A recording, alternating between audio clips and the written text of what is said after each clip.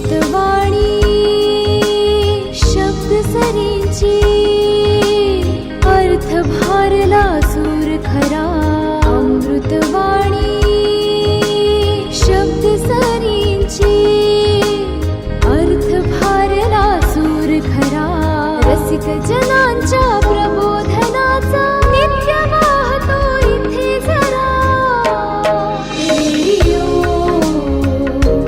वसुंधरा radio वसुंधरा. नमस्कार श्रोते हो, 90.4 मेगाहर्ट्स रेडिओ वसुंधरावरून मी सौ आशा मोरे सर्व रसिक श्रोत्यांचं जाऊ कवीच्या गावा या कार्यक्रमात मनपूर्वक स्वागत करते. श्रोते हो, कविता हा साहित्याचा एक महत्त्वाचा प्रकार आहे. कवितेतून जीवन समजतं, जीवन कळतं. आज आपण अशाच एका नवकवयित्रीला भेटणार आहोत. त्यांचं नाव आहे मनीषा मिसाळ लोखंडे आणि त्यांच्या कवितांचा आस्वाद घेणार आहोत. आज माझ्यासोबत आहेत नवकवयित्री मनीषा मिसाळ. आपण त्यांचं सुरुवातीला स्वागत करूयात. मॅडम, तुमचं वसुंधरा वाहिनीच्या स्टुडिओमध्ये खूप खूप स्वागत. धन्यवाद. मॅडम, आपण एक नवकवयित्री आहात. कवितेची ओळख आपल्याला कशी झाली आणि पहिल्या कवितेचा जन्म कधी झाला आणि कसा झाला? पहिली कविता आपल्याला कधी लिहावीशी वाटली आणि ती कशी सुचली? नमस्कार, मी मनीषा मिसाळ, माझं गाव देवडी. पहिली कविता म्हणजे मी आमचा कुळस्वामी आहे मुचंडी दरगोबा, त्या देवाची कन्नडमध्ये आरती होती, मराठीत अशी नव्हतीच, म्हणून मी 2017 मध्ये लिहायला घेतलेली. त्यानंतर म्हणजे त्यावेळेस मला काहीच त्यातलं कविता म्हणजे काय किंवा काय काहीच लिहिता येत नव्हतं. त्यानंतर 2017 नंतर डायरेक्ट मी 2021ला तीच आरती मी परत लिहायला घेतली आणि ती आरती मी खूप छान लिहिली आणि रेकॉर्डिंग पण केलेलं आहे आणि खूप छान ती आरती झाली. तेव्हापासूनच म्हणजे 2021 पासूनच मी कविता लिहायला लागली. अच्छा, जी कन्नड मधून तुमच्याकडे आरती होती त्या आरतीचा तुम्हाला अर्थ समजला होता का? तुम्ही जाणून घेण्याचा प्रयत्न केला होता? नाही, काहीच नाही. मग तुम्हाला फक्त असं वाटलं की हे आपण मराठी आहोत तर आपल्याकडे मराठीतून आरती पाहिजे? हो, कन्नड मध्ये काहीच त्याचा अर्थ समजत नव्हतं. अच्छा, त्यामुळे मी ते मराठीतून लिहिली आणि खूप छान झाली ती आरती. आहे माझ्या युट्यूबवर आहे ती आरती. अच्छा, तुम्ही आता म्हणून दाखवू शकता? हा, म्हणते. जय देवा दर्गोबा देवा, मुचंडीचा राजा अवतारी शिवा. जय देवा शिवशंकराचा अवतार थोर, मुचंडीचा राजा धन्य धनेश्वर. देवाची बहीण जक्कवाची मंदिर, बोर नदी पात्रात करण्या उद्धार.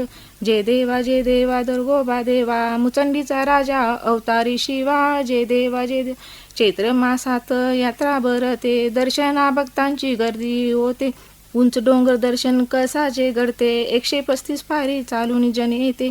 जय देवा दर्गोबा देवा, मुचंडीचा राजा अवतारी शिवा. जय देवा भक्तगण गोडा नैवेद्य करती, चांगबल गजरी सारे दंगती. पालखीवरती खोबरे भंडारा उधळती, दर्गोबा देवाचे मुखे गुण गाती. जय देवा दर्गोबा देवा, मुचंडीचा राजा अवतारी शिवा. जय देवा धूप दीप ते वली पंचारती, गाऊ सुस्वरे दर्गोबाची आरती. 10 दिशांना गाजते कीर्ती, ऐसी दर्गोबा देवाची महती. जय देवा दर्गोबा देवा, मुचंडीचा राजा अवतारी शिवा. जय देवा निर्मळ चित्ती करती जे सेवा, संकटात दर्गोबा धावून यावा. करताना वस्तो नवसाला पावावा, आशीर्वाद नित्य आम्हाला व्हावा. जय देवा दर्गोबा देवा, मुचंडीचा राजा अवतारी शिवा. जय देवा खूप छान आपण आरती गायली देखील, ती लिहिली सुद्धा खूप छान आहे. आरती म्हणजे काय तर देवाची स्तुतीच असते. यानंतर एक आरती तयार केल्यानंतर लक्षात आलं की आपण कविता लिहू शकतो.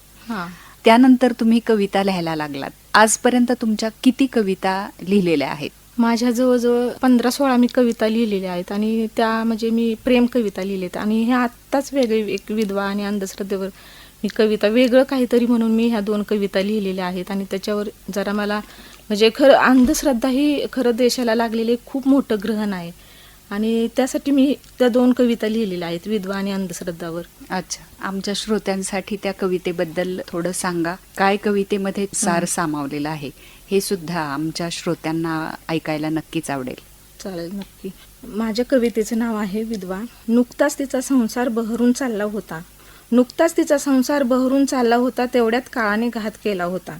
कुंकवाचा धनी तिचा गेला सोडून अर्ध्यावरती. कुंकवाचा धनी तिचा गेला सोडून अर्ध्यावरती. दुःख होते खूप मोठे, कोणी नव्हते ऐकण्याभोवती.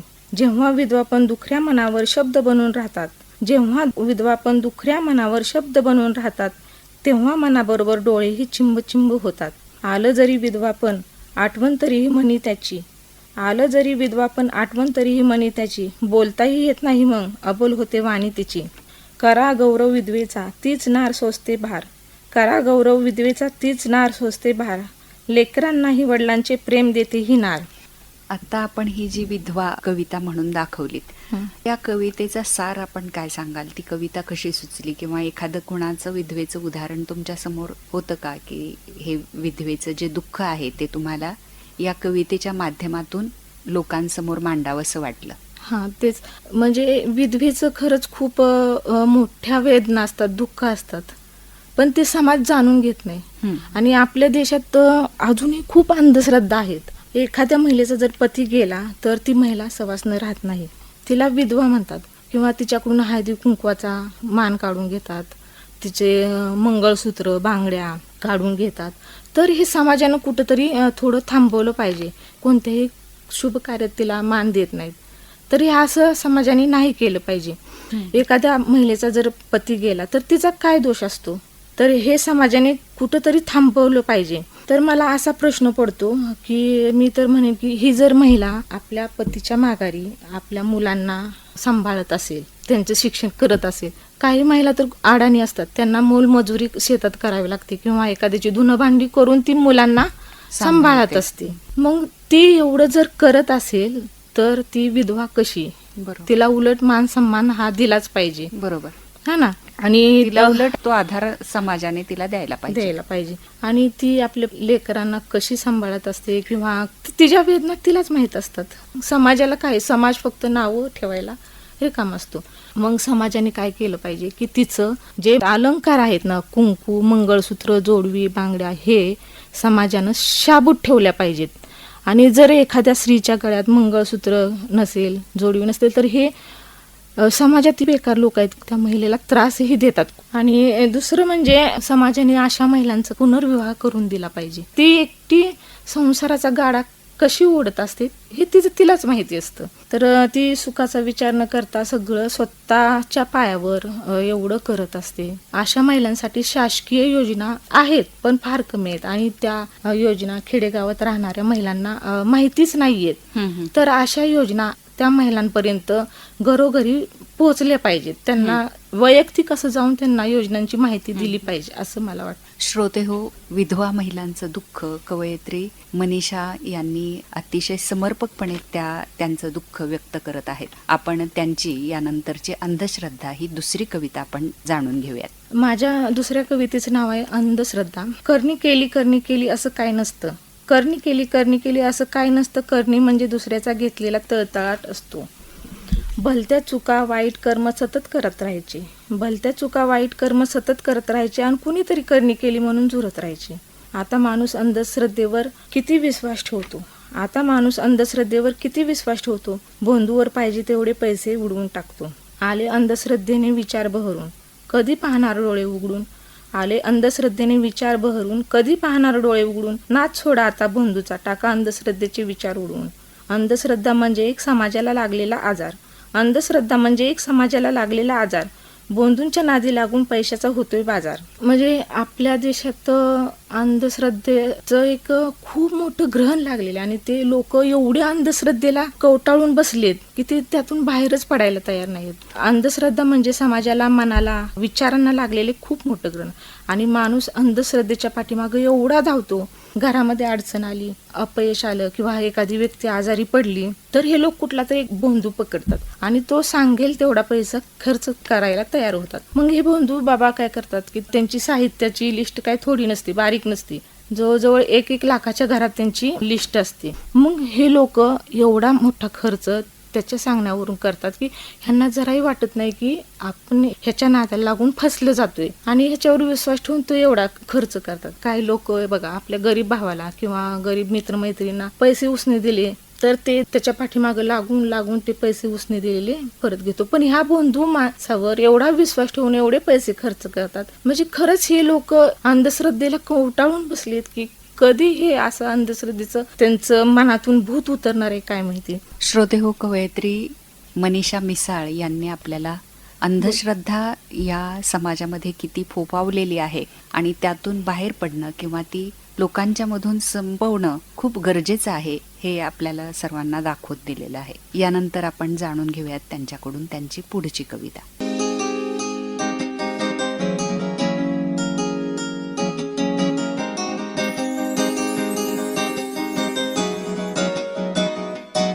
जळालेल्या पिकाकडे बघ शेताच्या मध्ये होती उभी, जळालेल्या पिकाकडे बघ शेताच्या मध्ये होती उभी, आकांतानं रडत कशी जाब विचारत नबी.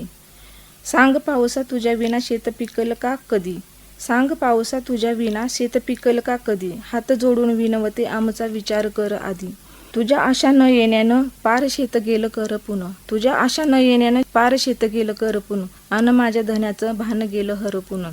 कधी बरसतो इतका की पिकाची होते नासाडी, कधी बरसतोस इतका पिकाची होते नासाडी, कधी वाट पाहायला लावतोस जीवाची करुणा आकांडी. माझा धनी करील आत्महत्या मग सावकार येईल दारी, माझा धनी करील आत्महत्या मग सावकार येईल दारी. लेकरांची लागल वाट दानादान होईल घरी, लेकरांची बघून घुसमट काळ जात होईल धड धड जणू, लेकरांची बघून घुसमट काळ जात होईल धड धड जणू. आता जीव मला झालाय जड, कधी बी सरणावर जाईल तनू. या कवितेमध्ये आपण आजचा शेतकरी आत्महत्या करतोय आणि त्याचं कारण काय आहे याविषयी सविस्तर असं आपले विचार मांडलेले आहेत. शेतकऱ्यांच्या आत्महत्याची कारणं अशी खूप आहेत आणि भारतीय शेतकऱ्यांच्या व्यथा खूप आहेत आणि त्यांचे दुःख वेदनाची पण कारणं खूप आहेत, निराशेची कारणं खूप आहेत. जसे की पीक उत्पादन फार कमी आहे आणि जरी झालं ना तरी तर शेतकऱ्याच्या मालाला भाव मिळत नाही आणि पाहिजे तशी त्यांना बाजारपेठ व्यवस्था नसते. शेतकरी कर्जबाजारी असतो आणि पावसाचं पण कसं जेव्हा शेतकऱ्यांना पाऊस पाहिजे तेव्हा पडत नाही आणि जेव्हा नको तेव्हा पडून पिकाची पूर्ण नासाडी करून जातो. श्रोते हो, अतिशय संवेदनात्मक रीतीने कवयित्रीने आपल्याला शेतकऱ्यांचं दुःख या कवितेमधून दाखवलं आहे. ऐकूयात त्यानंतर त्यांची पुढची कविता. काही लोक देवाला नवस करतात की देवा माझं असं असं काम आहे आणि ते कर, मग मी तुला हे करीन, अमुक तमुक अर्पण करीन, किंवा देवाला नवस बोलतात की मी तुला हे देईन ते देईल, माझी ही इच्छा पूर्ण कर. मग देवाला काय कमी असतं की तुम्ही देवानी दिलेलंच तुम्ही देवाला परत करत असता. बघा म्हणजे देव कसा पावतो तर फॉर एक्झाम्पल एखादं लहान मुलं आपल्या वडिलांना म्हटलं की बाबा मला एक चॉकलेट आणा, मी तुम्हाला 1 रुपये देईन. मग ते बाबा चॉकलेट आणतात, 1 रुपये घेतात का? नाही घेत, बाबा त्या मुलाकडून घेत नाही. तसंच देवाचं आहे की देवही आपल्याकडून काही घेत नसतो, पण आपल्याला एक समज असतो की मी नवस केला, देवाला दिलं, देवाने घेतलं माझ्याकडून हे ते असं अमुक तमुक म्हणा काय आपण नवस बोललेलो असतो, पण देवही काही घेत नसतो आपल्या भक्ताकडून. फक्त देव बोलत नाही म्हणून आपल्याला असं वाटतं की देवाने आपल्याकडून ते घेतले, आता आपली इच्छा पूर्ण होणार किंवा. आणि देवाला नवस केल्यानंतर देवाला त्या नवस करणाऱ्या माणसाचं पाहायला लागतं की ह्यानं पुण्याचं कर्म किती केले आणि पापाचं कर्म किती केले. जर पुण्याचं कर्म जर त्याच्या जोळीत जास्त असेल तर देव नक्कीच विचार करेल की ह्याला द्यायला काही हरकत नाहीये. आणि जर पापाचं कर्म जर जास्त असेल तर देव पण पेचाच पडतो की ह्याला आता आपण हे कसं द्यायचं. तर नामस्मरणात खूप ताकद आहे आणि नामस्मरणाने देवापर्यंत पोहोचतं आणि कुठल्याही आपल्या अडचणी निघून जातात. एकंदर कवयित्री मनीषा मिसाळ यांना असं सांगायचं आहे की देवाचं नामस्मरण म्हणजे काय तर एक चिंतन आहे, मनन आहे आणि ध्यान आहे. मन आपलं अशांत असतं, त्या मनाला शांती मिळवण्यासाठी आपल्याला कुठेतरी एकाग्र होणं गरजेचं असतं आणि हे एकाग्रता हे चिंतन मनन करून किंवा ध्यान धारणा करून आपण ते मिळवू शकतो. त्यामुळे कुठेही कुठल्या बुवाबाजीकडे जाण्याची वळण्याची आवश्यकता नाही. ज्या कुठल्या देवावर आपला विश्वास असेल, ज्या कुठल्या गोष्टी ज्यांच्या जवळ जाण्याने आपल्याला मनशांती मिळत असेल त्या गोष्टी त्यांनी कराव्यात आणि आपल्या रोजच्या जीवनामध्ये येणारं डिप्रेशन असेल किंवा आपल्याला येणारे नैराश्य असेल त्याच्यापासून आपल्याला थोडेसं रिलीफ मिळू शकतो. काळ हेच आपल्याला त्याचा उत्तर आहे. त्या समस्यापासून आपल्याला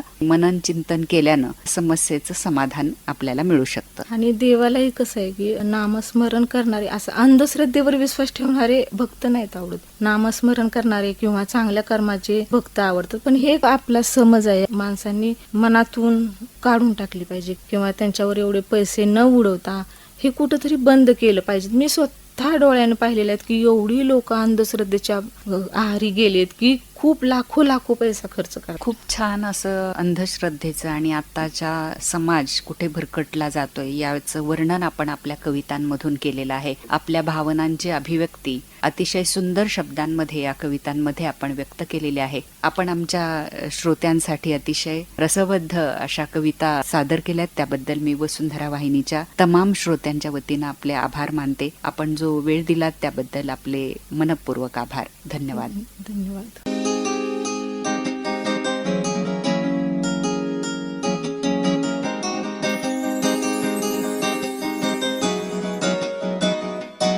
श्रोते हो, आत्ताच आपण जाऊ कवीच्या गावा या कार्यक्रमात नवकवयित्री मनीषा मिसाळ लोखंडे यांच्या छंदबद्ध आणि रसबद्ध कवितांचा आस्वाद घेतलात. हा कार्यक्रम वसुंधरा कृषी वाहिनी या कम्युनिटी रेडिओवरून प्रसारित करण्यात आला. धन्यवाद.